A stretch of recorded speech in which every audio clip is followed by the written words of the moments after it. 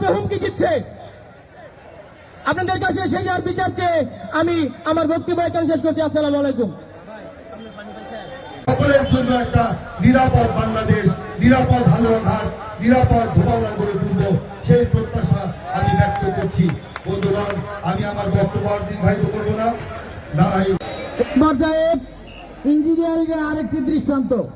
পরবর্তীকালীন সরকার ক্ষমতায় আছে, নিরপেক্ষ সরকার ক্ষমতায় আছে, ভুল করবেন।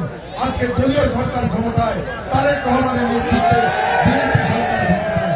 তাই বিএনপি নেতাকর্মীরা যেমন এই হালুয়াঘাট ধোবাউড়ায় শান্তি শৃঙ্খলা বজায় রাখার ক্ষেত্রে, মাদক মুক্ত হালুয়াঘাট ধোবাউড়া করার ক্ষেত্রে, চোরাচালান মুক্ত ধোবাউড়া হালুয়াঘাট করার ক্ষেত্রে, চাঁদাবাদ মুক্ত হালুয়াঘাট ধোবাউড়া করার ক্ষেত্রে তারা যেরকম কাজ করতে এক পায়ে খাড়া আছে, সেরকম আমরাও চাই প্রশাসন আমাদের সাথে সেভাবে কাজ করবে।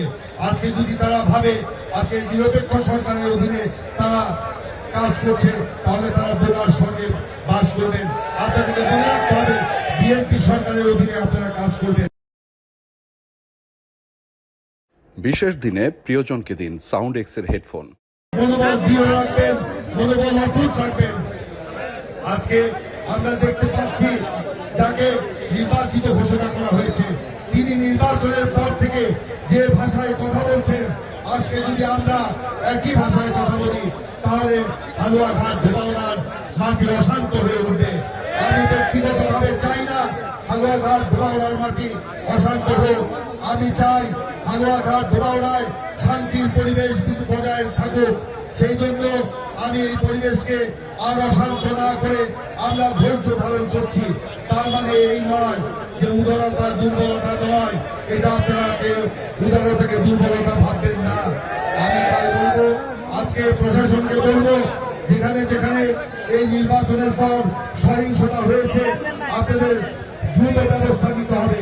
বিভিন্ন জায়গায় কয়েকটি জায়গায় আপনারা ব্যবস্থা নিয়েছেন, সেই জন্য আপনাদেরকে ধন্যবাদ। প্রমাণ দেওয়ার জন্য আমরা আরো একাধিক প্রমাণ পেয়েছি।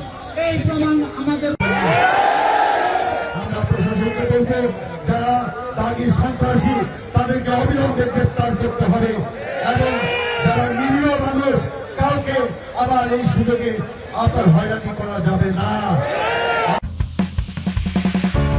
মায়ের মমতা আমি বুঝি, মমতা আটা ময়দা সুচি,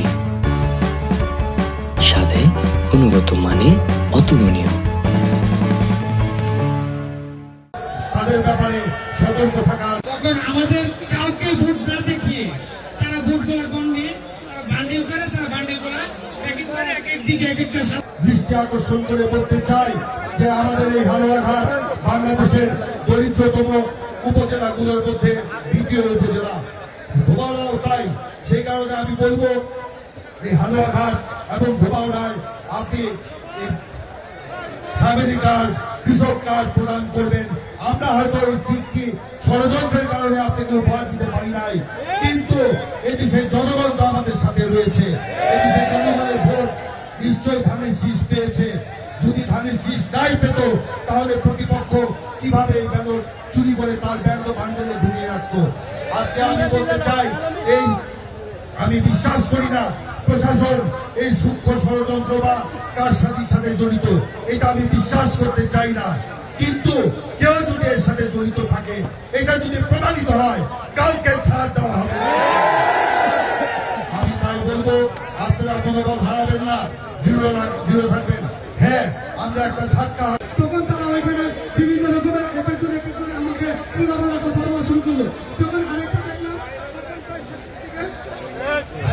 তখন শেষের দিকে আমাদের যে বক্তব্যগুলো আমরা দেখলাম বা যা ঘটনা ঘটেছে, তা থেকে প্রতীয়মান হয় আমরা ন্যায় বিচার পাই নাই।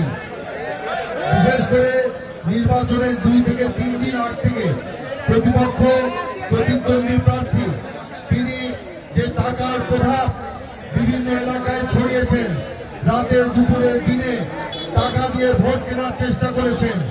আমাদের নেতা কর্মী সহ সাধারণ জনগণ তাদেরকে ধরা। উনি একটি কেন্দ্রের দায়িত্ব ছিলেন, আমাদের এজেন্ট ছিলেন। ওনার মুখ থেকে আমরা শুনবো যে নির্বাচনী কেন্দ্রে কিভাবে ভোট গ্রহণ করা হয়েছে, এই বিষয়ে আমরা শুনতে চাই জনাব Abul Hashim member. Polling agent সে আমাকে বলতেছে আর কোনো সমস্যা নাই, তারা বিভিন্নভাবে